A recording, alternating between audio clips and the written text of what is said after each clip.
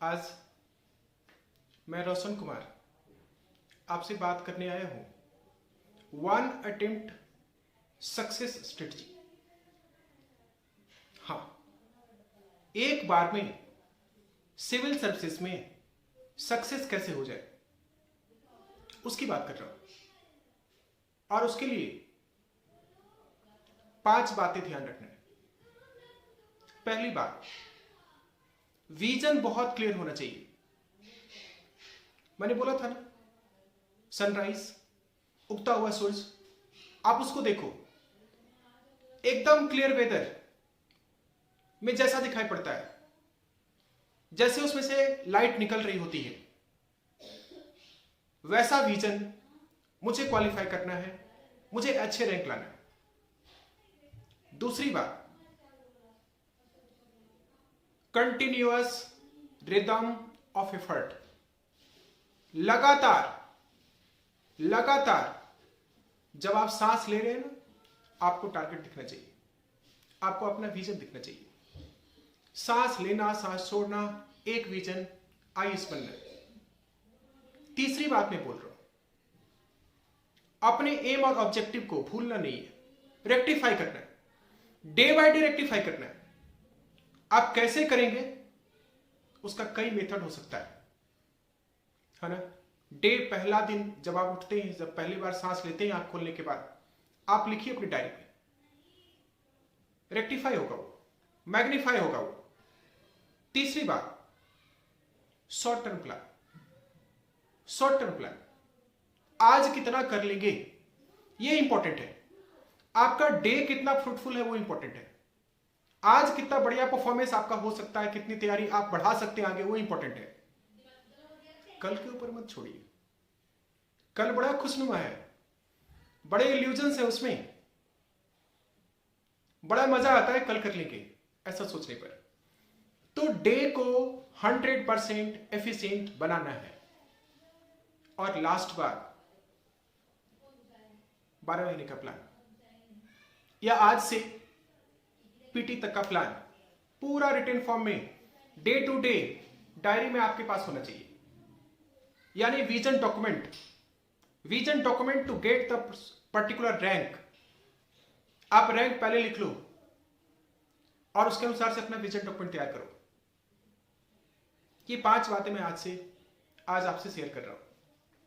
अब क्या पढ़ें, कैसे पढ़ें, क्या पैटर्न है यूपीएससी का, वो सारी बातें मैं आज बताऊंगा, आपसे शेयर करूंगा। सीक्रेट ऑफ सक्सेस आपके सामने है। आते हैं, एक एक बात करेंगे, प्रीलिम से लेकर के मेन के ऊपर। इंटरव्यू पे सिर्फ एक लाइन बोलेंगे, ऑप्शनल पे सिर्फ एक लाइन बोलेंगे। ज्यादा इंफेसिस मेन के ऊपर है, और उसके तैयारी के थ्रू आपका प्रीलिम्स भी बढ़िया हो जाएगा। आज हम मेन के सिलेबस के ऊपर भी पूरी बात करेंगे, डिटेल बात करेंगे, और कैसे पास करेंगे उसका तो बात करना ही है, वो तो वेल नोन फैक्ट है। तो प्रीलिम्स, सिविल सर्विसेज का प्रीलिम्स,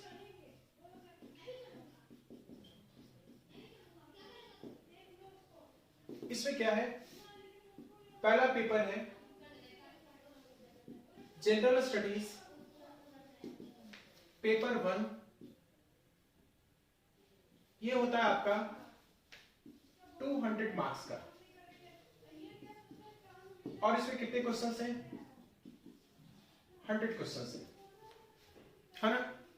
तो पर क्वेश्चन कितने मार्क्स का, 2 मार्क्स का।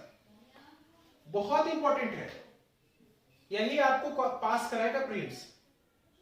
नेसेसरी फॉर मेरिट रैंकिंग, जितना ज्यादा अच्छा स्कोर करेंगे उसी के अनुसार से आप पीटी पास करेंगे। इसी पर आपका पीटी डिपेंड करता है। दूसरी बात, दूसरा पेपर जनरल स्टडीज पेपर 2। ये भी मार्क्स उतना ही है, 200 है, 200 मार्क्स का ही है। इसमें 80 क्वेश्चंस होते हैं, लेकिन इसमें पर क्वेश्चन मार्क्स 2.5 मार्क्स है। एक क्वेश्चन पर 2.5 नंबर आपको मिलेंगे। लेकिन ये क्या है? ओनली क्वालिफाइंग है, सिर्फ पास करना है। तो पास करना है तो कितने नंबर लाने हैं? 33%, यानी कितने नंबर? नंबर आपको लाना है अप्रोक्सीमेटली 66 मार्क्स ले आएंगे, आप इसमें पास कर जाएंगे। ये जनरल स्टडीज 2 है ना, जनरल स्टडीज 2 जो है इसको दुनिया वाले सी सेट भी कहते हैं, है ना? इसको सिविल सर्विसेज एप्टीट्यूड टेस्ट के नाम से भी जाना जाता है। ठीक है, तो 3 घंटे 2 महीने सी सेट की तैयारी, 3 घंटे 2 महीने, इतना ही करना है और इसे आपका हो जाएगा, आप सिलेक्ट हो जाएंगे। अब इसमें जो पार्ट है डिसीजन मेकिंग, ये डिसीजन मेकिंग, इंटरपर्सनल स्किल और कम्युनिकेशन स्किल, ये 3 पार्ट आप प्रीवियस ईयर क्वेश्चन को देख करके समझ जाएंगे कि कैसा इसमें पूछा जाता है और कैसे इसका आंसर गेन करना है। दूसरी बात, इसमें बेसिक न्यूमरेसी, बेसिक न्यूमरेसी मतलब 6ठी 7वीं 8वीं 9वीं 10वीं का आप कर सकते हैं मैथ्स, और नहीं तो आप सीधा कर सकते हैं 8वीं 9वीं 10वीं का मैथ्स। उसमें ज्योमेट्री और ट्रिगोनोमेट्री छोड़ देना है, जियोमेट्री का क्वेश्चन नहीं करना, ट्रिको का क्वेश्चन नहीं करना। एनसीईआरटी उठाइए, सॉल्व कर लीजिए। तब आता है इंग्लिश कॉम्प्रिहेंशन। इंग्लिश कॉम्प्रिहेंशन के लिए क्या करना? अखबार का हफ्ते में कोई 2 आर्टिकल अंग्रेजी का निकालना, उसके पैसेज को लिखना और कुछ एमसीक्यू अपने मर्जी से बनाना, पिछले साल के क्वेश्चन को ध्यान में रखते हुए। कैसा एमसीक्यू बना रहा है तो आप खुद एमसीक्यू बनाइए, एक पैसेज लिखिए, पढ़िए और उसमें से कुछ एमसीक्यू तैयार करिए। उस पैसेज में से 5 एमसीक्यू तैयार कर लिए, आपको समझ में आ जाएगा कि यही है हमारा इंग्लिश कॉम्प्रिहेंशन। अब तब लास्ट में बच रहा है आपका रीजनिंग का सेक्शन। तो रीजनिंग से सेक्शन के लिए एनालिटिकल रीजनिंग आप ये पढ़ सकते हैं, एक बुक एम.के. पांडे का। उसके बाद है verbal and non verbal reasoning, ये आप पढ़ सकते हैं आर.एस. अग्रवाल की बुक। और एक सी सेट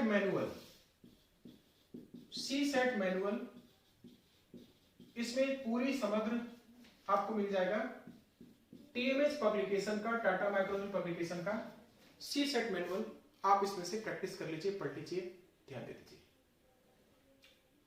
ते हमने प्रीलिम्स के ऊपर बात किया, लेकिन प्रीलिम्स पास करना जनरल स्टडीज पेपर 1 के ऊपर डिपेंड करता है। पेपर 2 में तो सिर्फ आपको क्वालिफाइंग है, उसमें कोई ज्यादा बड़ी बात नहीं है। अब सबसे इंपॉर्टेंट बात जो है मेन के ऊपर सारा फोकस चलता है, और मेन एग्जामिनेशन बहुत ही इंपॉर्टेंट है। मेन एग्जामिनेशन देखिए, मेन में सेलेक्ट होना है तो करंट अफेयर पे फोकस रखना है। एक बार में पास करना है, ज्यादा करंट अफेयर पढ़ना है। करंट अफेयर का सोर्स क्या है? सबसे बढ़िया source press information bureau. Press information bureau number 1 का सोर्स। नंबर 2 का सोर्स क्या है? योजना है। नंबर 3 का सोर्स क्या है? यदि आप हिंदी मीडियम में के हैं तो दैनिक जागरण,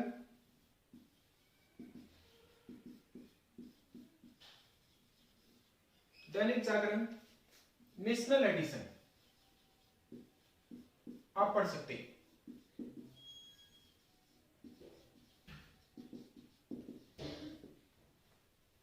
और यदि आप इंग्लिश मीडियम के हैं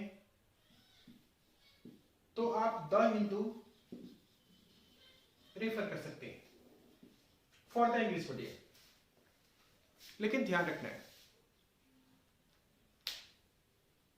प्लान, प्रोजेक्ट, पॉलिसी और सॉल्यूशन, प्लान या प्रोजेक्ट, पॉलिसी और उसके सॉल्यूशंस, प्रॉब्लम में अखबारों का नहीं फंसाना है। अखबारों का कलम क्रिटिसिज्म पे हो सकता है सरकार का, सरकार की पॉलिसी का, आने वाले समस्याओं का।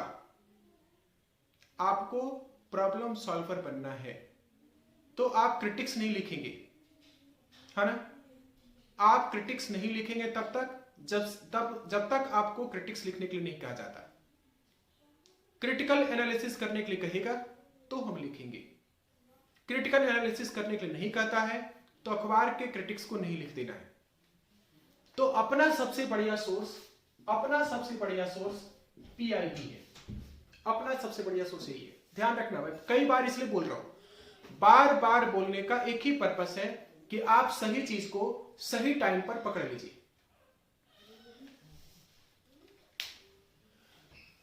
अब मैं मेन का सारा सिलेबस लिखूंगा। वैसे आप सिर्फ प्रिंट आउट निकाल सकते हैं और उन सारे सिलेबस पे चर्चा इसलिए करूंगा कि क्योंकि आपको एक पर्टिकुलर रैंक गेन करना है इन द लिमिटेड टाइम। ध्यान रखिएगा, रिपीट कर रहा हूं वर्ड्स को। इसका मतलब आपके विजन, आपके कैरियर, आपका सिविल सर्विसेज में सक्सेस होना, आपके आईएएस बनने के लिए बहुत ज्यादा मैं सीरियस हूं। तो मेन में यदि हम आते हैं तो यहां पर है पेपर वन।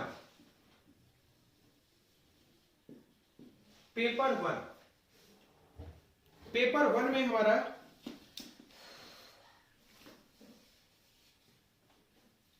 जरा हम इसको चेंज कर रहे हैं। पहले मैं बात कर रहा हूं क्वालिफाइंग पेपर्स के ऊपर। पेपर वन पे थोड़ा बाद में आएंगे। ऑन द क्वालिफाइंग पेपर्स, दो क्वालिफाइंग पेपर्स हैं। एक है हमारा Indian language, any of the Indian language, कोई भी इंडियन लैंग्वेज की बात है। लेकिन कौन सा कोई भी इंडियन लैंग्वेज? जो हमारे कॉन्स्टिट्यूशन के 8th शेड्यूल में है। 8th शेड्यूल ऑफ कॉन्स्टिट्यूशन वही है। हिंदी, बंगाली, मराठी, गुजराती, तमिल, जो भी इसमें है ना, जो इसके अंदर है उतना ही है, एडिशनल में कुछ नहीं है। और ये पूरा पेपर 300 मार्क्स का है। लेकिन इसके मार्क्स आपके मेरिट रैंकिंग के लिए नहीं है, not for the merit ranking. इसके बिहाफ पर आपका रैंक डिसाइड नहीं होना, सिर्फ पास करना है, 33% नंबर लाना है। दूसरा है इंग्लिश लैंग्वेज। ये इंग्लिश लैंग्वेज सबके लिए कंपलसरी है, सबके लिए कंपलसरी है। ये भी पूरे 300 नंबर का है। ये भी हमारा पूरे 300 मार्क्स का ही है। लेकिन किसके लिए कंपलसरी नहीं? किसके लिए कंपलसरी नहीं है? बताओ, कोई बता सकता है तो? कुछ स्टेट्स हैं, सिक्किम,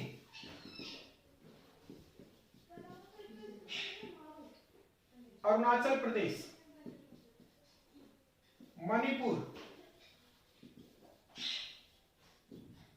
मेघालय, मणिपुर, मेघालय, मिजोरम, नागालैंड, मिजोरम एंड नागालैंड। यदि आप इस स्टेट को बिलोंग करते हैं तो आपको इंग्लिश लैंग्वेज में पास नहीं करना, आपको एक छूट है। हाँ, यस, करेक्ट। हाँ, ऐसा क्यों है? इसका आंसर ये है कि UPSC is an autonomous body. वो अपने हिसाब से डिसाइड करती है, उसके अपने बोर्ड मेंबर्स डिसाइड करते हैं कि किसको किस तरीके से जज करना है, किसको किस तरीके से उस आगे बढ़ाना है। आप ये भी कर सकते हैं। अब एग्जाम्पल देखिए, एक और है, आपने क्वेश्चन किया है तो अच्छी बात है। इस्लामिक स्टडीज यूपीएससी ने ऑप्शनल पेपर में डाल दिया। इस्लामिक स्टडीज यूपीएससी ने ऑप्शनल पेपर में डाला और फर्स्ट टॉपर, सेकंड टॉपर ऐसे होने लगे बच्चे। लेकिन सनातन धर्म या हिंदू धर्म की स्टडीज पर कोई ऑप्शनल पेपर नहीं है, बौद्धिक स्टडीज के ऊपर कोई पेपर नहीं है, बौद्धिज्म के ऊपर, जैनिज्म के ऊपर कोई ऑप्शनल सब्जेक्ट नहीं है, और अदर जो रिलीजियंस है, मान लो सिख धर्म है, सिख रिलीजियन है, तो सिख स्टडीज के ऊपर का कोई ऑप्शनल पेपर नहीं है। लेकिन एक नया पेपर उन्होंने बना लिया। अब मुस्लिम बच्चे आईएएस करने लगे, टॉप करने लगे। तो पॉलिसी सही है गलत है ये हम आगे बात करेंगे, डिटेल में बात करेंगे। लेकिन ये यूपीएससी अपने यहां इंडक्ट कर रहा है, अपने हिसाब से वो टेस्ट लेने का प्रयास कर रहा है।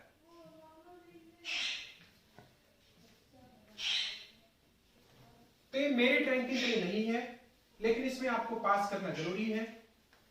मेरे एग्जामिनेशन में उन पेपर्स की मैंने बात किया। अब जिससे आपका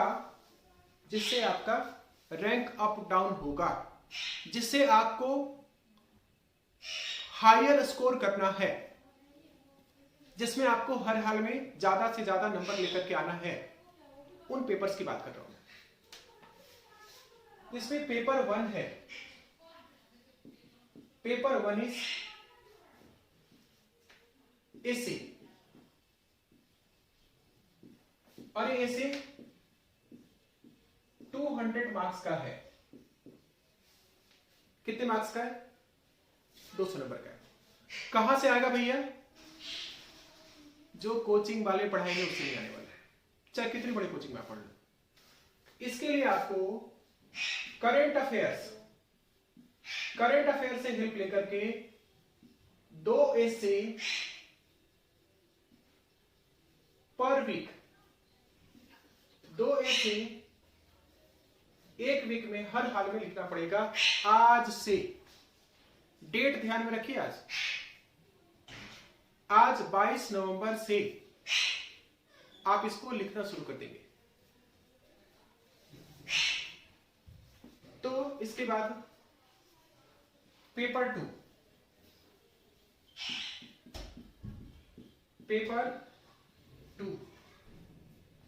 पेपर 1 का मैंने एक बार और मैं बोलना चाह रहा हूं, 2 टैबलेट खाना है एक वीक में, 2 टैबलेट लेना है एक वीक में, और ये आसानी से आप ले सकते हैं, इसको आसानी से आप लिख सकते हैं। 1 महीने 2 महीने आपका बढ़िया ऐसे नहीं बनेगा, लेकिन उसके बाद आपका ऐसे स्टैंडर्ड हो जाएगा। इसलिए ध्यान रखिए, पिकअप करने में, स्टैंडर्ड पे पहुंचने में 2 महीने लगेंगे आपको। Come to the paper 2। Paper 2 में हमारा आता है, इसको हम कहते हैं GS1। जो मेन का सिलेबस लिखा है वो लिखा है general studies 1। This is general studies 1। ये भी कितने मार्क्स के हैं? ये भी 250 मार्क्स का ही है। It is also of what 250 marks. क्या क्या पेपर 2 में आता है, मैं उसको बड़े प्रेम से लिख रहा हूं, आप इसको लिखिए। इसमें लिखता है Indian heritage and culture, Indian heritage and culture. और क्या लिखा है इसमें, इसके सिलेबस का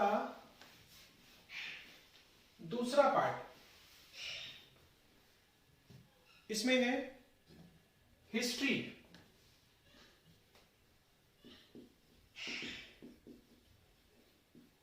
and geography, history and geography of the world and society.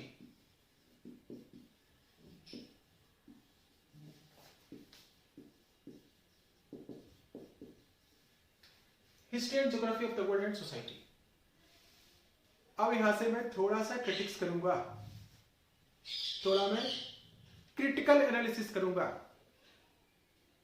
है ना, और आपके सामने ट्रूथ लाके रख रहा हूं, है ना। क्या ट्रूथ है, जितनी भी क्लासें चलती है वो हिस्ट्री की चलती है, जितने बड़े बड़े कोचिंग हैं वो हिस्ट्री पढ़ाते हैं। कोई भी नाम ले लो, XYZ, पूरा मजा आएगा, बच्चे झूम रहे होंगे, हाँ क्या मस्त हिस्ट्री पढ़ाया गया। अब क्वेश्चन कहां से आ रहा है, इंडियन हेरिटेज एंड कल्चर से आ रहा है, चाहे पीटी हो चाहे मेन हो। क्वेश्चन कहां से आ रहा है, सोसाइटी से आ रहा है, इसको हम पकड़ ही नहीं रहे। अब देखिए ना, हेरिटेज एंड कल्चर एक part, history 2 part, geography of the world 3 part, India का भी शामिल है और वर्ल्ड का भी कह रहा है, और ये सोसाइटी 4 पार्ट। तो इंडिया का ज्योग्राफी और वर्ल्ड का ज्योग्राफी करें तो 5 पार्ट। 5 पार्ट में आपका फोकस एक पार्ट के ऊपर है, ज्योग्राफी में पढ़ाएंगे या 2 पार्ट के ऊपर कर लेते हैं। तो यदि 5 क्वेश्चन पूछता है तो 2 ही सॉल्व होगा ना, आपका 2 ही सॉल्व होगा ना, बाकी खुद से पढ़ना पड़ेगा ना। इसलिए मैं ये बातें आपके सामने रख रहा हूं कि आपको सेल्फ डिपेंडेंट बनना होगा, आपको अपने ऊपर भरोसा रखना होगा, आपको सेल्फ काम करना पड़ेगा। अब आप पूछो सर कैसे पढ़ेंगे हम, तो इसी के लिए तो हम यहां पे आए हैं। कैसे पढ़ेंगे, कहां से पढ़ेंगे, क्या करेंगे। तो सबसे पहली बात है इसमें एंशिएंट एंड मिडाइवल हिस्ट्री। पहले मैं हिस्ट्री के ऊपर आ रहा हूं, first coming on the history.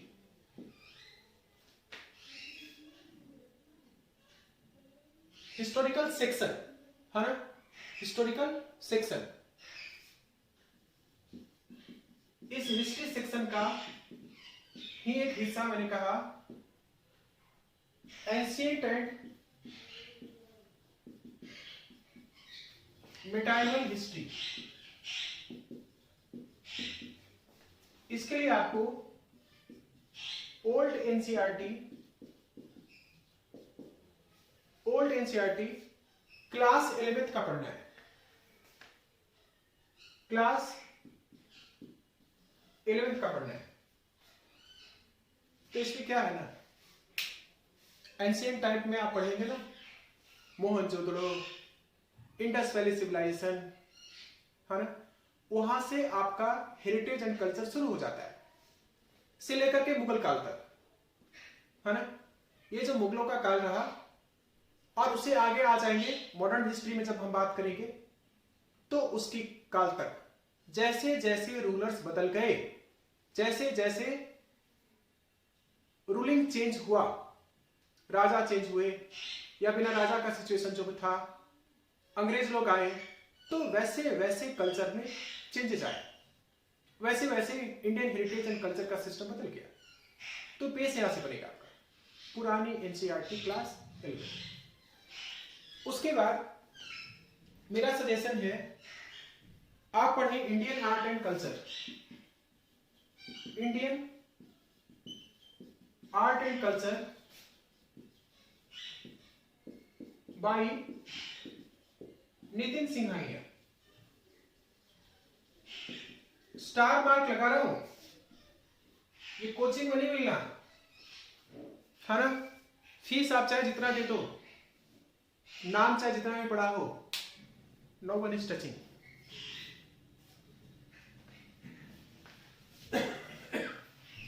Admission में कह देंगे बड़ा अच्छे से पढ़ाएंगे, ये हो जाएगा वो हो जाएगा। इसके बाद हिस्ट्री सेक्शन में अब हम बात कर रहे हैं मॉडर्न इंडिया का। ये खूब पढ़ाया जाएगा कोचिंगों में। मॉडर्न इंडिया कोचिंगों में खूब पढ़ाया जाता है और इसके लिए इंडिया स्ट्रगल फॉर फ्रीडम और मॉडर्न इंडिया के लिए ओल्ड एनसीईआरटी क्लास 12 का पढ़ना है सबसे पहले। और एक बुक यदि पढ़ना आप चाहते हैं, सारी दुनिया पढ़ती है, खूब पढ़ती है, इंडिया स्ट्रगल फॉर फ्रीडम, बड़ा पॉपुलर बुक है, बिपिन चंद्रा। पढ़ने में मजा आएगा, तो ज्यादातर बच्चे इसी को पढ़ते रहते हैं हिस्ट्री के नाम पर। क्लास में भी इसी की हिस्ट्री चलती है। मॉडर्न इंडिया खूब ऐसे हुआ, ऐसे अंग्रेजों को हटाया, ऐसे किया, ये किया वो किया, मजा आता है ना। प्लासी के वार में ऐसे हुआ, प्लासी के युद्ध में ये हुआ, पानीपत में नहीं, पानीपत नहीं, इस तरीके से हम झूमते रहते हैं एकदम, क्या यार हिस्ट्री पढ़ रहे हैं। लेकिन वो उसका लिमिटेशन है, लिमिटेड फॉर्म ही आपका यूपीएससी में काम आने वाला है। इसलिए जो मैंने स्टार मार्क लगाया है उस पर फोकस करिए। तब इस हिस्ट्री के सेक्शन में थोड़ा आगे बढ़ते हैं और पोस्ट इंडिपेंडेंट मीडिया पे आते हैं। पोस्ट मॉडर्न का ही सेक्शन है, आप मॉडर्न हिस्ट्री का ही सेक्शन कर सकते हैं। पोस्ट इंडिपेंडेंट इंडिया, इसके लिए आपको पढ़ना है India and contemporary world, India and contemporary world. कहां से पढ़ेंगे? एनसीईआरटी पकड़िए, 9th और 10th का NCERT, 9th class and 10th class. फिर क्या पढ़ना है? Politics in India after independence, politics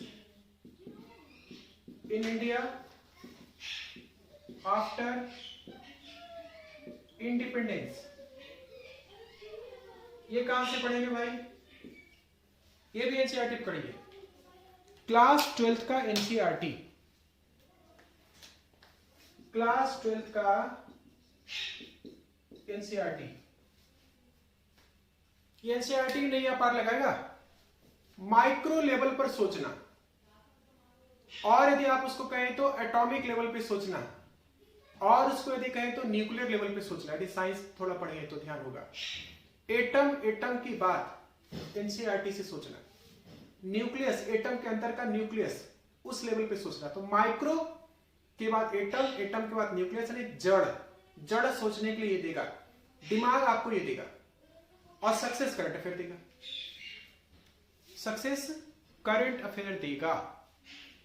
example मैं एक लेता हूं, अमेरिका में भी इलेक्शन हुआ ना, कौन डिसाइड किया किंगडमशिप, प्रेसिडेंटशिप? जरा सोचिए, what was the deciding factor? कौन था भाई? 40 लाख इंडियन, उसमें से सिर्फ 18 लाख वोटर। जो बाइडेन ने क्या किया? एक इंडियन वाइस प्रेसिडेंट कैंडिडेट को खड़ा कर दिया। अब सारे इंडियन 18 लाख में से 12 लाख 15 लाख किसको वोट दे दिए? मान लो जो बाइडेन को।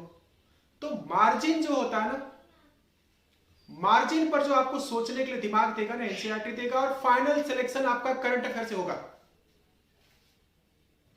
बार बार एनसीईआरटी और करंट अफेयर पर फोकस करने के लिए मैं कह रहा हूं, क्योंकि एटॉमिक लेवल, न्यूक्लियर लेवल, वार लेवल पे आपको दिमाग देने का काम यही करेगा। तो आगे बढ़ते हैं।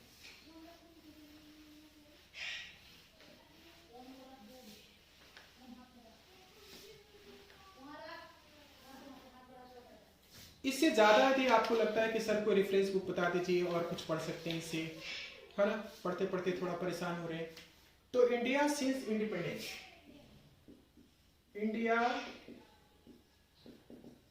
सिंस इंडिपेंडेंस, एक बुक आप रेफर कर सकते हैं बिपिन चंद्रा का, या फिर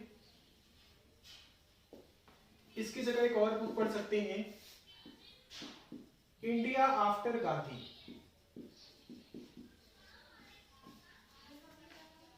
ये है रामचंद्र गुहा, रामचंद्र गुहा का बुक इंडिया आफ्टर गांधी, आप एडिशनल रेफरेंस ले सकते हैं। तो अभी मैं हिस्ट्री की बात कर रहा हूं, culture, modern and after independence की बात मॉडर्न में रखेंगे हम। अब मैं बात कर रहा हूं वर्ल्ड हिस्ट्री का। Come to the world history. तो वर्ल्ड हिस्ट्री के बाद, वर्ल्ड हिस्ट्री में आप कह सकते हैं इंडिया एंड कंटेम्पररी वर्ल्ड। ये आप एक बुक लिख सकते हैं, नॉर्मन लॉ, नॉर्मन लॉ, इसकी बुक आप पढ़ सकते हैं। इससे आपका वर्ल्ड हिस्ट्री अच्छा हो जाएगा। तो अभी तक मैं बात कर रहा था सिर्फ और सिर्फ कल्चर हिस्ट्री, और इसमें सबसे इंपॉर्टेंट कल्चर है, इंडियन हेरिटेज एंड कल्चर है। तब हम आते हैं इसके ज्योग्राफी वाले सेक्शन पे। ज्योग्राफी ऑफ द वर्ल्ड पढ़ना है, ध्यान रखिए। तो इंडिया को छोड़ के तो पढ़ नहीं सकते, इंडिया पे भी ज्यादा फोकस करना चाहिए आपको। उसके लिए पहले फिजिकल ज्योग्राफी पढ़ लेना चाहिए। फिजिकल ज्योग्राफी से पहले आ जाइए एनसीईआरटी के ऊपर, certificate physical and human geography, नाम लिखना था ना इसलिए मिटाया, certificate physical and human geography.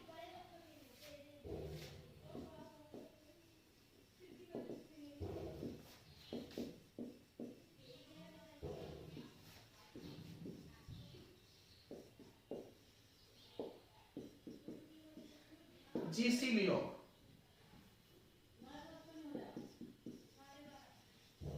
या इसके बजाय physical geography by Savindra Singh, physical geography Savindra Singh का पढ़ सकते हैं। और इसके लिए आपको दिमाग देने का काम करेगा कौन? ओल्ड एनसीईआरटी, सबसे पहले इसी को पढ़ना है। ओल्ड एनसीईआरटी पर मैं फोकस कर रहा था, 10th, 11th, 12th, बेस तो बनाएगा ही। इकोनॉमिक ज्योग्राफी आपका कवर करेगा, इकोनॉमिक ज्योग्राफी कवर करेगा, सबसे इंपॉर्टेंट बात। दूसरा, वर्ल्ड इंडस्ट्रीज के बारे में आपको बता देगा, about the world industrial development, world resource distribution and trade.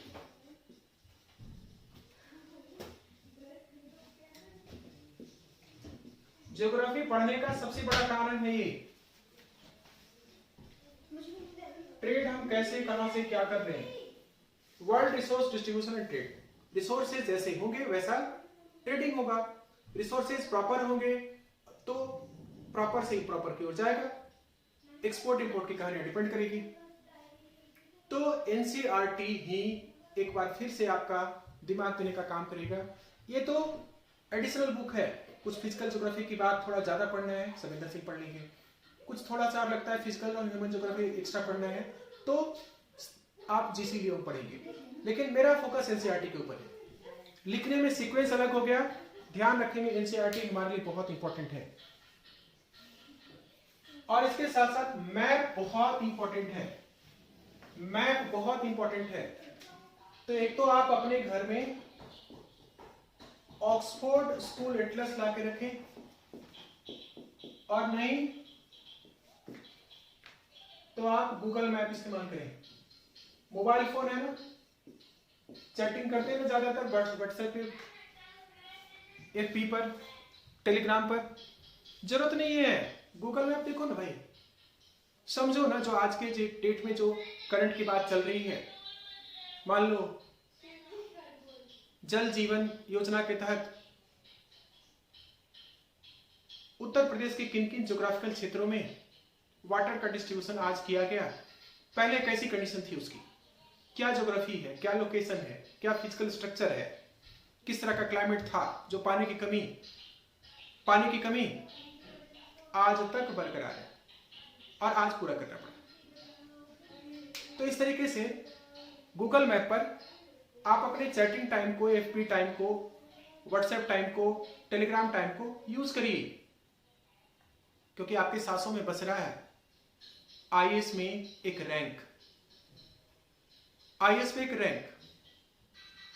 आज सारी बातें मैं उस टॉपर के स्ट्रेटजी को ध्यान में रखते कर रहा हूं जो 2020 में नंबर 1 लाया है, 2020 में जिसने अपने आप को बेस्ट प्रूफ किया है, उसको ध्यान में रखते हुए आज की स्ट्रेटजी है।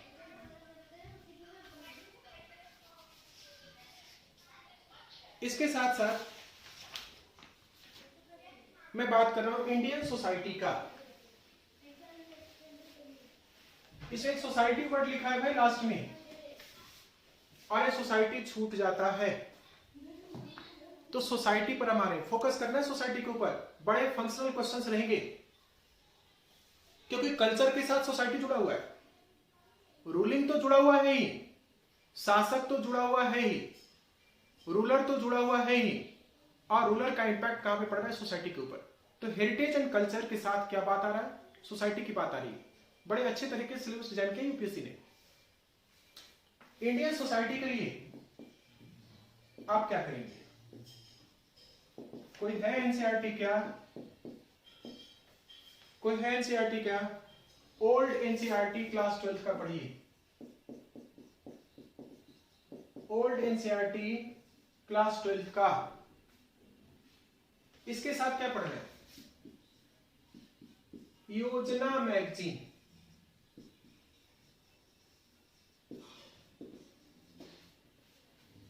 इसके साथ क्या पढ़ेंगे, पीआईबी की बातें, क्या पढ़ेंगे, पीआईबी की बातें।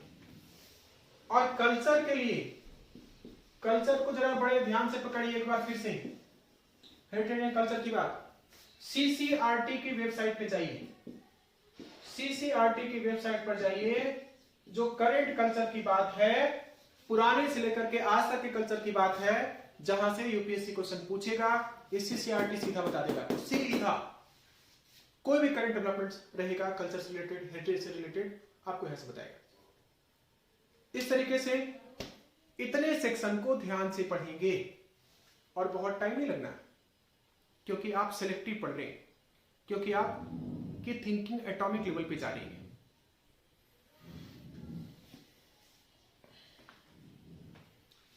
ये बात था हमारा पेपर 2 का।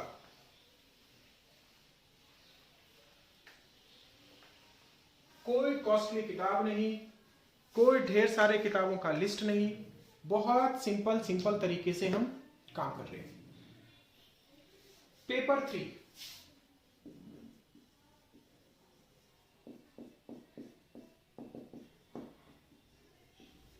पेपर 3 में हमारा, इसमें सीबीएसई सॉरी जनरल स्टडीज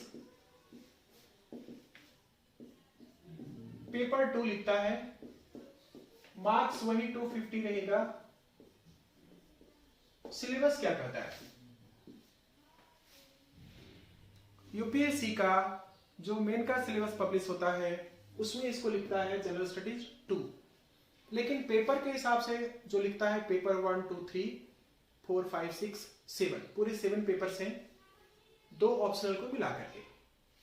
तो मैं उस पेपर को काउंट कर रहा हूं जहां पे एग्जामिनेशन में आप बैठ करके देंगे, जो आपको आंखों के सामने एक्चुअल दिखाई पड़ेगा।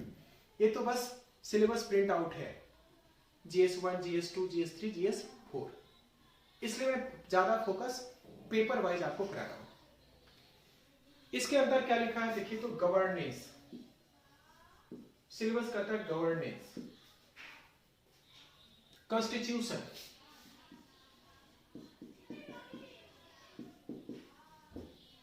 Polity,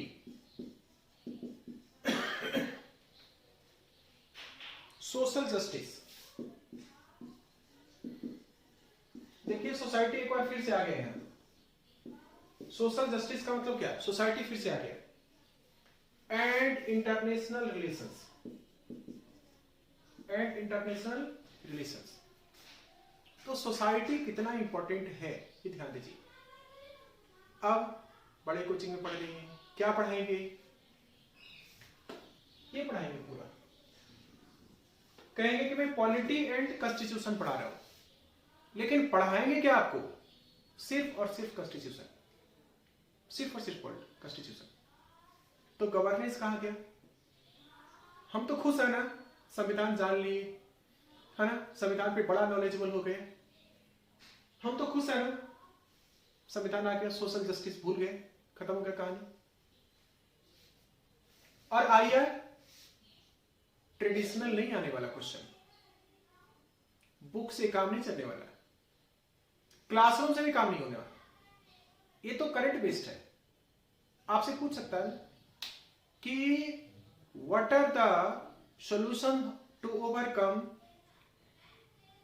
terror attack in India. India के टेरर अटैक को रोकने का क्या तरीका अच्छा हो सकता है? कहां से मिलेगा? करंट से मिलेगा। एग्जिस्टिंग सिनेरियो जो चल रहा है, एग्जिस्टिंग जो ऑल अराउंड द वर्ल्ड चल रहा है, वहां से आएगा। और जब पढ़ेंगे, उसको बढ़िया से सोचेंगे, तो आपको फाइनल सॉल्यूशन भी मिलेगा। मेरे साथ ही बात करें तो फाइनल सॉल्यूशन में एक टिप्स मैं दे रहा हूं, एक बड़ा इंपॉर्टेंट बात दे रहा हूं मैं आज, क्योंकि आज का करंट डेवलपमेंट बहुत बढ़िया है, सुपर परफॉर्मेंस है वर्ल्ड में हमारा। पूरी दुनिया मानती है कि पीओके भारत का हिस्सा है। यूनाइटेड नेशन में बार बार हमने कहा भारत का हिस्सा है, और दुनिया ने मान लिया, तो उसको अपने कब्जे में लो। सो अल्टीमेट सॉल्यूशन तो आपका है कि जहां टेरर कैंप्स चल रहे हैं पीओके में, उसको डिस्ट्रॉय करना, और उसके डिस्ट्रक्शन को परमानेंट करने के लिए आपको पीओके के वापस लेना, अपने टेरिटोरी को वापस लेना। चाइना के साथ बॉर्डर डिस्प्यूट पे क्वेश्चन बार बार पूछा जा रहा है, अभी भी पूछेगा, आगे भी पूछेगा, कब तक पूछता रहेगा, और क्या सॉल्यूशन है? तो मेरे से बात करें भाई, जो चाइना ऑक्युपाइड एरिया उसको वापस लो।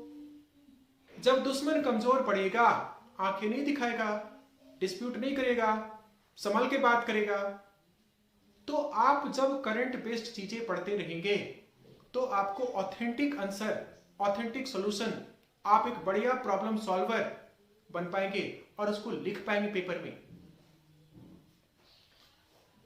आ जाइए, पढ़ना कहां से है उसकी बात हम कर रहे हैं।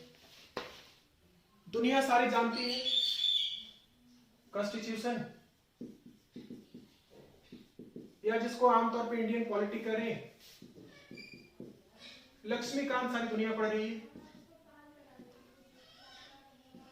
मेरे तरफ से एक और बुक रिकमेंडेड है, सुभाष कश्यप, अच्छे एनालिसिस देता है सुभाष कश्यप। ये तो आपको सबको पता है, इससे मैंने कोई बड़ी बात नहीं बताया, लेकिन ओल्ड एनसीईआरटी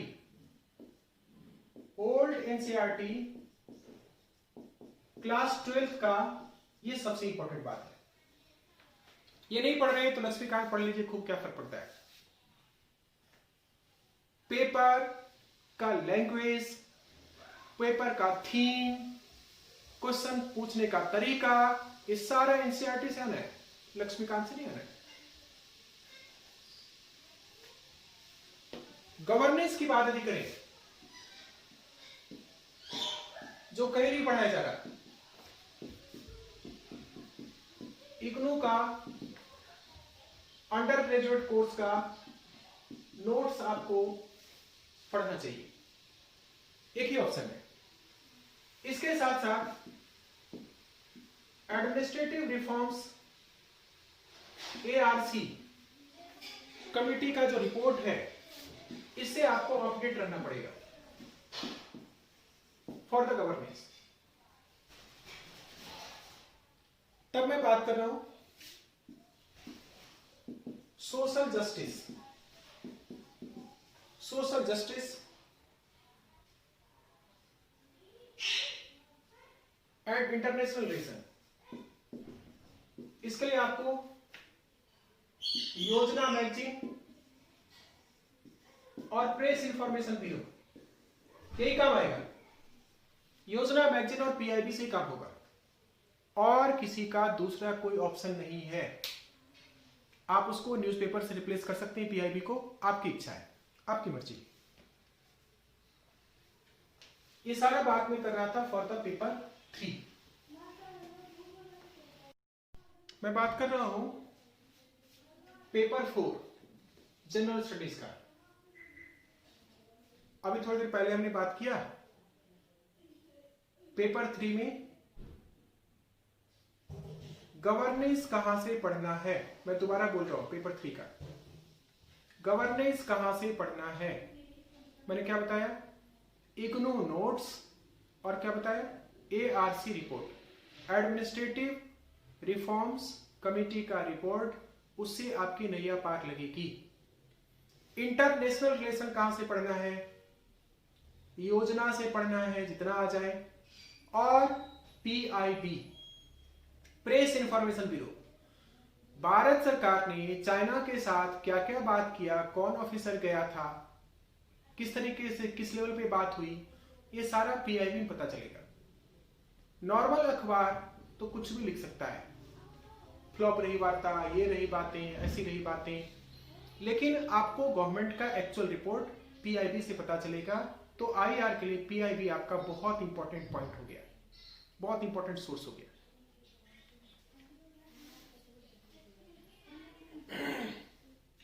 सोशल जस्टिस में भी योजना आपको हेल्प करेगा। सोशल जस्टिस में आपका योजना से ही कंप्लीट होगा, ध्यान रखना है। पेपर 4 सिलेबस क्या कहता है, ये लिखता है टेक्नोलॉजी, क्या लिख रहा है, टेक्नोलॉजी, क्या लिख रहा है, इकोनॉमिक डेवलपमेंट,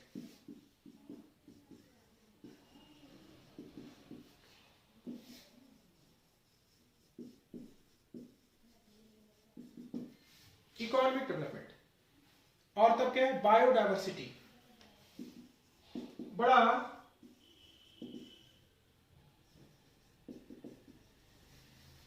क्रिस्टल क्लियर लिख रहा है, साफ सुथरे शब्दों में, in very much sharpen words, ये सिलेबस है।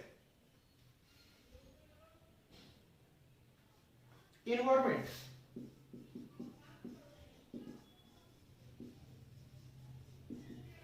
और तब लिख रहा है security and disaster management.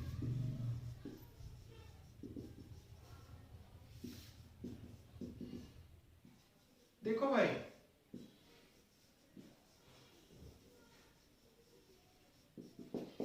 Mahabharat में भगवान श्री कृष्ण ने कुरुक्षेत्र में अंतिम इंस्टेंट कह सकते हो युद्ध का जब था, तब भी अर्जुन को, योद्धा को, वीरों को सचेत कर रहे थे। मैं बार बार आपको सचेत कर रहा हूं, मैं बार बार आपको अलर्ट कर रहा हूं, मैं आपके लिए बार बार अलार्मिंग बातें बोल रहा हूं कि क्या कोचिंग में नहीं होगा। वो क्या है? टेक्नोलॉजी नहीं पढ़ाया जाएगा, थोड़ी फिजिक्स, थोड़ी केमिस्ट्री, थोड़ी बायो पढ़ा देंगे, खत्म हो गया कहानी, और वहां से एक भी क्वेश्चन नहीं आना, है ना? आपका बेस ही नहीं बनना। थोड़ी फिजिक्स, थोड़ी केमिस्ट्री, थोड़ी सी बायो से क्या बेस बन जाएगा? Impossible, impossible, impossible. आपको खुद से लगना होगा। बेस बनाना चाहते हैं? बेस बनाना चाहते हैं? टेक्नोलॉजी की बात कर रहा हूं मैं पहले।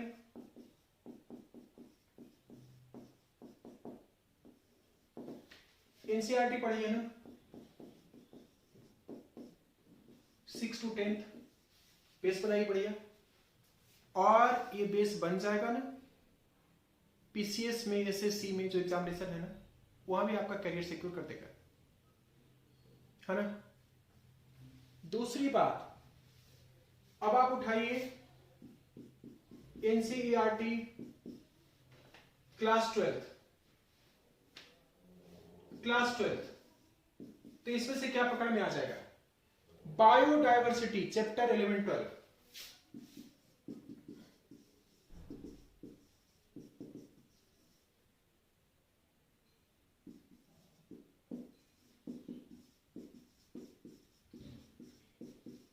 इसका एक हिस्सा है ना? बायोटेक्नोलॉजी का एक पार्ट आपको कवर अप करा देगा क्लास 12 एनसीईआरटी का chapter number 11 and chapter number 12, ये आपके साइंस में एडअप कर देगा। इसी के साथ साथ यदि आपको टेक्नोलॉजी अच्छे से कवर अप करना है तो संडे को ज्ञान विज्ञान एक कार्यक्रम आता है हिंदी में, इंग्लिश में आता है साइंस मॉनिटर, राज्य समाचार टीवी पर इंग्लिश में आता है साइंस मॉनिटर, बहुत कंपलसरी है। राज्यसभा टीवी संडे के संडे जरूर देखिए, जरूर देखिए, इससे आपका टेक्नोलॉजी की बातें कवर होगी। आपसे टेक्नोलॉजी पूछ रहा है, आपसे साइंस नहीं पूछ रहा है, ध्यान रखिए। तो क्वेश्चन हम साइंस पढ़ रहे हैं क्लासेस में, उससे नहीं होना, और टेक्नोलॉजी में भी जो आज के डेट में चल रहा है। एग्जाम्पल मैं पूछता हूं आपसे कि फ्रेश फ्रूट्स एंड वेजिटेबल्स खाने से बॉडी में क्या इंपैक्ट पड़ता है? तो एंटीऑक्सीडेंट का रोल प्ले करता है, कैटालाइजिंग रोल प्ले करता है, और कब क्या किस तरह का फ्रूट्स या वेजिटेबल्स इंटेक करना चाहिए, और उसके आज के डेट में उसके नए नए अच्छे प्रोडक्ट्स क्या हैं, वो सारा कहां पता चलेगा? ये टेक्नोलॉजिकल बात कहां पता चलेगा? करंट में। तो सिंपल जो है क्लासेस जो चल रही है साइंस का, वहां से काम नहीं चलना।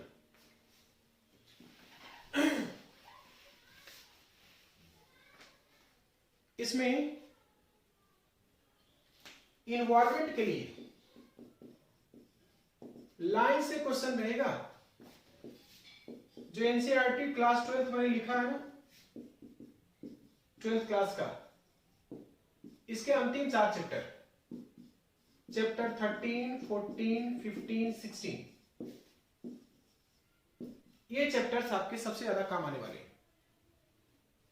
ये आपके इन्वायरमेंट के कवरेज को देगा। ये आपके इसके साथ साथ आप योजना पर फोकस रखेंगे कि इन्वायरमेंट में क्या चल रहा है, यही से क्वेश्चन आपका पकड़ में आएगा। तब मैं बात कर रहा हूं इकोनॉमिक डेवलपमेंट, इसका अगला सेक्शन है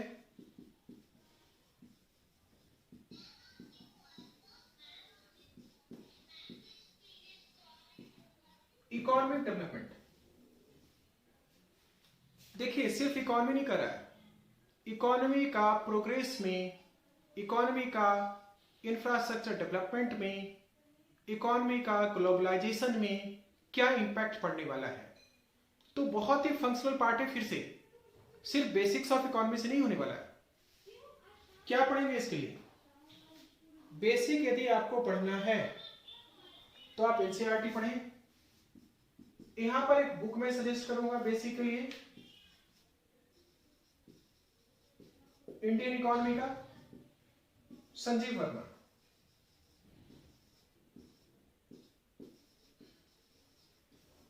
एनसीईआरटी तो पढ़ना ही पढ़ना है, एनसीईआरटी तो पढ़ना ही पढ़ना है।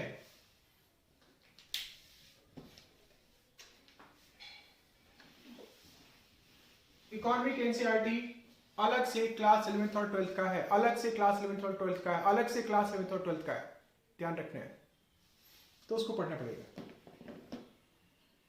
अब बात करता हूं मैं इकोनॉमी को बढ़िया करने के लिए, है ना।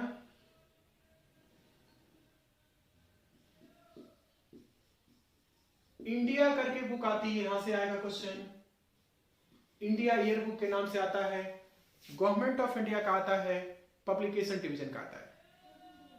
उसकी बुक को पढ़ना है, वो अगले पिछले से लेकर के आज तक के बजट की जो पॉलिसीज हैं इकोनॉमिक, जिससे भी कंट्री का डेवलपमेंट हो रहा है, उस सारी बातों को सिस्टमेटिक तरीके से बताएगा।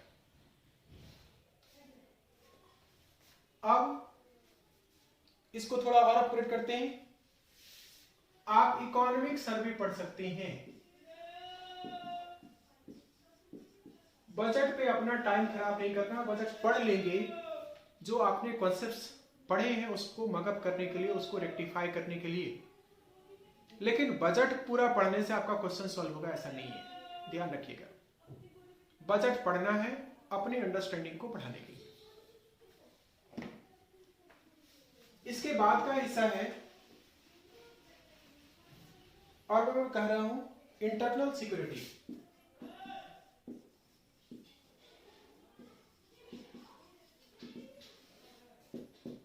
इंटरनल सिक्योरिटी करके टॉपिक था, इंटरनल सिक्योरिटी डिजास्टर मैनेजमेंट। ये अशोक कुमार की बुक आती है, और इसके लिए फिर से आपको पीआईबी पर जाना पड़ेगा, तभी पूरा होगा। ये अशोक कुमार के बुक से नहीं पकड़ में आएगा, पकड़ में तो आना कहां से? पीआईबी से। क्वेश्चन यहां से सॉल्व होगा। Then disaster management,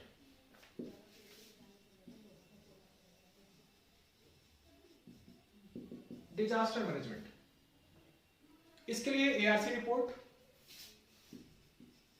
ARC report, PIB, press information bureau, और बेस बनाने के लिए इग्नू नोट्स। बेस आप इग्नू नोट से बनाएंगे। तीनों ही पढ़ना होगा, तीनों ही पढ़ना होगा, तब जाकर के आपका पूरा काम होगा।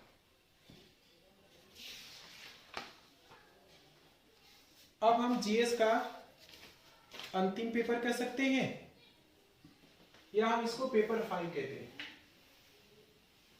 एग्जामिनेशन हॉल में जो पेपर 5 आपको मिलेगा, 3 घंटे जिस पर आपको फोकस करना है,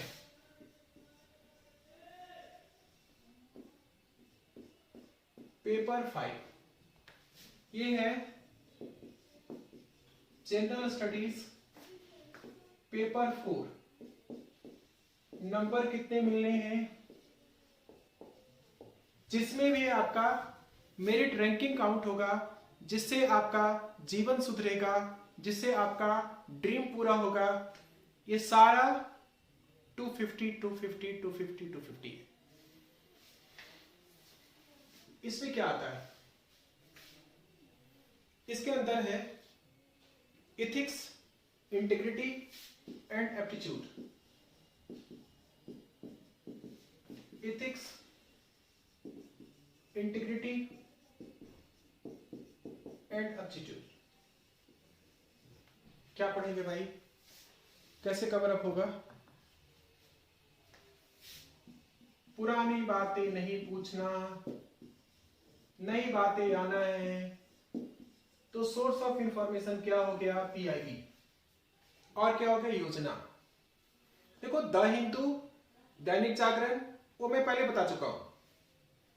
तो अपना जो ऑथेंटिक रास्ता है, सही रास्ता है, जो सक्सेस तक जाता है, जो फाइनल इंफॉर्मेशन है, फाइनल जो बातें हैं, उसके लिए मैं वो बातें बता रहा हूं। PIB PIB PIB. आप बेस बना सकते। इथिक्स, इंटीग्रिटी एंड एप्टीट्यूड पर एक बुक आता है, किसका?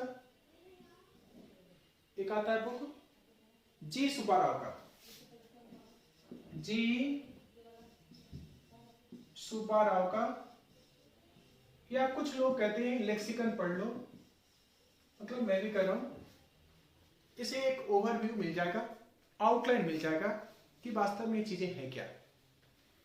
लेकिन क्वेश्चन तो यहां से होगा, सॉल्व यहां से होगा। तो ये सारा था जीएस का पेपर।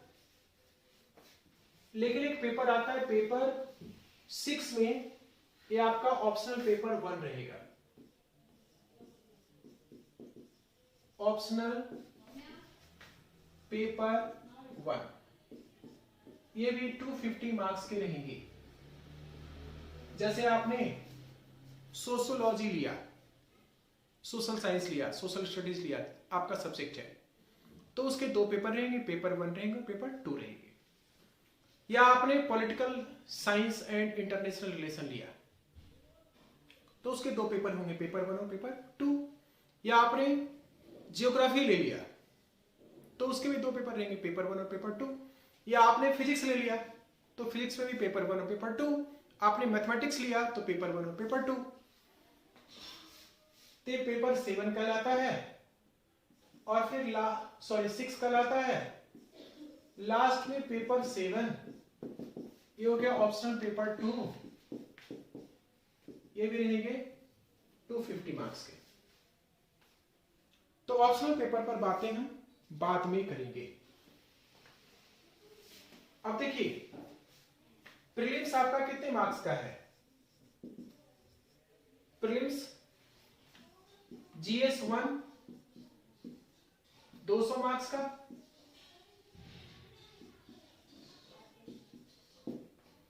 जीएस 2 जिसे आप सी सेट करते हो 200 मार्क्स का। फोकस किस पे? इस पे।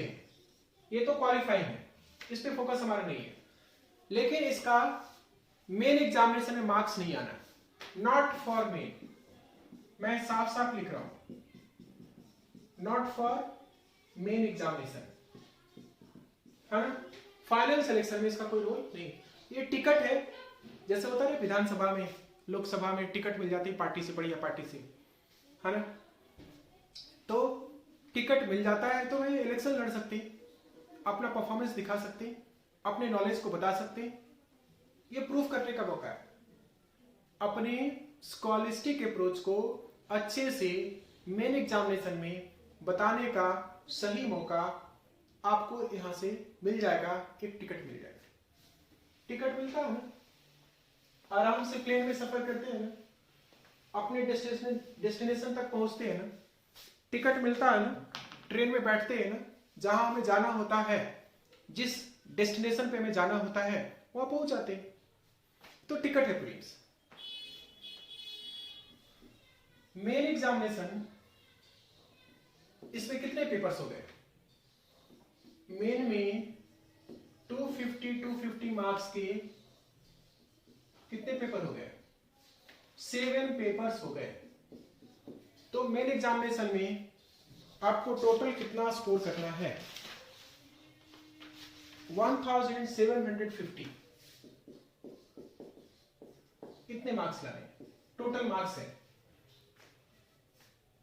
यही आपका आईएएस बनने का, आईएएस बनने का, आईएएस बनके देश का, समाज का काम करने का मौका देगा। आप इससे जितना हाई स्कोर करना चाहते हैं कर लें। मैं तो बोलूंगा 1200 मार्क्स का टारगेट लीजिए। 1200 मार्क्स का स्कोर जितना हो इससे ज्यादा आप कर सकते हैं, 1300 ला सकते हैं, 1400 ला सकते हैं, 1500 ला सकते हैं, पूरा फुल मार्क्स ले आइए। लेकिन मैं आपके लिए ये बताना चाहता हूं कि अपना टारगेट 1200-1300 नंबर का रखिए। बहुत बड़ी बात होती है। इस पर आपका इंटरव्यू भी डिपेंड करेगा। अच्छे मार्क्स लाए रहेंगे ना, इंटरव्यू बोर्ड के मेंबर के पास में आपके नंबर वहां पर होते हैं, आपका अच्छा इंप्रेशन पड़ेगा, आपको जवाब देने का कॉन्फिडेंस रहेगा, क्योंकि आपको पता है मेन में मेरे इतने नंबर आए। आप की एनालिटिकल पावर बढ़ जाएगी, आपका थिंकिंग पावर बढ़ जाएगा, आपका रिप्लाई करने का इंटरव्यू में जो मेथड है अपग्रेड हो जाएगा, ट्रांसफॉर्म हो जाएगा।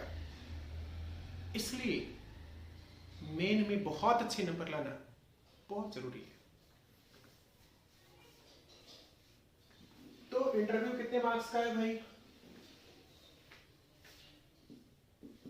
इंटरव्यू हमारा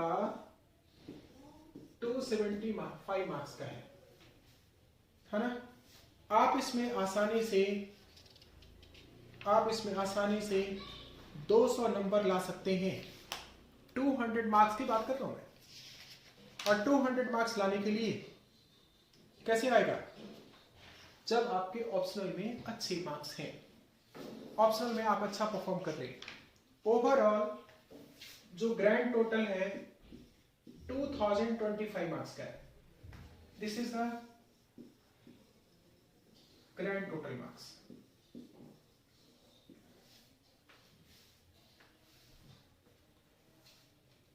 तो मेरी बहुत सारी शुभकामनाएं हैं आपके लिए। आप आईएएस सिर्फ एक अटेम्प्ट में बने। एक एक बात जो मैंने बोला है ये वर्षों के रिसर्च के बाद बोला है, और अपनी क्लासेस में एक एक बात ध्यान रख करके मैं पढ़ाता हूं, क्योंकि मुझे पता है आपके जोश, आपके एंथुसियाज्म, आपकी एनर्जी को सही डायरेक्शन में, सही प्लेस पर, ऑथेंटिक प्लेस पर, राइट टॉप मोस्ट प्लेस पर आपको पहुंचाना है। इसलिए मैं एक एक बात का ध्यान रखता हूं। क्लासेस स्टार्ट होती है हमारी इंडियन हेरिटेज एंड कल्चर से। अलग अलग डायनेस्टी, अलग अलग रूलर्स, उसके अपने कल्चर, उसका सोसाइटी पर इंपैक्ट, उसके सोशल जस्टिस की बातें हम पहले करते। फिर रूलिंग अच्छी हो, गवर्नेंस बढ़िया हो, उसकी बात हम करते। और गवर्नेंस अच्छा होगा उसके लिए हम कॉन्स्टिट्यूशन की बात करते। अच्छी कॉन्स्टिट्यूशन है, गवर्नेंस बढ़िया हो रहा है, तो कोई तरह का ज्योग्राफिकल कोई फैक्टर तो नहीं आ रहा। किस तरह की ज्योग्राफी है अपने देश की, वर्ल्ड हिस्ट्री में पढ़ रहे हैं तो वहां पर थोड़ी ज्योग्राफिकल कंडीशन कैसी है, तो ओवरऑल ज्योग्राफिकल स्ट्रक्चर हम समझ लेते हैं। Urban, rural, ocean, reverse, normal soil, तो ओवरऑल कई तरह के प्रोडक्टिविटी समझ में आ जाता है। ये अपना सेक्शन ज्योग्राफी है। और इस तरीके से एक कंट्री दूसरे कंट्री के साथ कई तरह का ट्रेडिंग करता है, व्यापार करता है, यानी इंटरनेशनल रिलेशन की बातें इसके बाद शामिल हो जाता है। थोड़ा और आगे बढ़ते हैं। इकोनॉमिक डेवलपमेंट डिपेंड करता है कि हमारा एंशिएंट सिविलाइजेशन कैसा रहा है, हमने उसे क्या सीखा, हमने गवर्नेंस कैसा बनाया, हमारा कॉन्स्टिट्यूशन कैसा है, हमारा सोशल अवेयरनेस पब्लिक में कितनी अच्छी है, पब्लिक कितना रिस्पॉन्सिबल है, गवर्नेंस कितना रिस्पॉन्सिबल है। तो इकोनॉमिक डेवलपमेंट आगे बढ़ता है। उसके बाद हम इकोनॉमी स्टार्ट करते हैं। इकोनॉमिक डेवलपमेंट पढ़ते हैं। फिर इकोनॉमिक डेवलपमेंट करने के लिए हम देख रहे हैं ग्लोबल सिनेरियो, टेक्नोलॉजी आ गया, साइंस का एप्लीकेशन, साइंस का एक फॉर्म, साइंस का एक ट्रांसम्यूटेशन। तो टेक्नोलॉजिकल बात हम करते हैं, जितनी अच्छी टेक्नोलॉजी उतना ज्यादा डेवलपमेंट। और फिर तब आता है we are nature lovers, we Indians love nature. अपना लाइफ शुरू करते हैं हम यहीं से कि भाई धरती माता को प्रणाम करके शुरू करते हैं। यहां पे पाए जाने वाले सारे जीव जंतु हमारे लिए बड़े इंपॉर्टेंट है। तो हम इन्वायरमेंट की बात करते हैं, बायोडायवर्सिटी की बात करते हैं, अलग अलग जीव जंतुओं के रखरखाव की बात करते हैं, एटमॉस्फेयर के मेंटेनेंस की बात करते हैं। और ये सब कुछ अच्छा तभी होगा, ये सब कुछ अच्छा तभी होगा जब आपके पास अच्छी मोरल वैल्यू है, अच्छी एथिक्स और इंटीग्रिटी है, आपके विचार अच्छे हैं। तो लास्ट पेपर 4 एथिक्स, इंटीग्रिटी और अपना एप्टीट्यूड, अपना मेथड, इसकी बात हम करते हैं। आज देख रहे हैं ना, इंडिया में गीता की पढ़ाई नहीं होती, लेकिन कैम्ब्रिज ने पढ़ाना शुरू कर दिया। इंडिया में संस्कृत की बात नहीं होती, लेकिन यूरोप में 10 से ज्यादा डेडिकेटेड यूनिवर्सिटी है जो संस्कृत पे काम करता है। क्या है हमारा? एथिक्स और इंटीग्रिटी है। क्या है उसमें हमारा? साइंस है, वेदों में, पुराणों में साइंस है, एक कॉन्स्टिट्यूशन है, एक सोशल रिस्पॉन्सिबिलिटी है, एक सोशल जस्टिस है, इकोनॉमिक एंड मल्टीफेरस डेवलपमेंट है, ऑल राउंड्स कंट्री का, सोसाइटी का डेवलपमेंट है। तो इस तरीके से अपना यूपीएससी का सिलेबस हम कवर करते हैं। ट्यूसडे 24 नवंबर, मंगलवार 24 नवंबर रात्रि 9 बजे आप हमारे साथ पढ़ सकते हैं इंडियन हेरिटेज एंड कल्चर, और अपने यूपीएससी के लाइफ को, अपनी यूपीएससी की जर्नी को एक लेवल पर पहुंचा सकते हैं। धन्यवाद।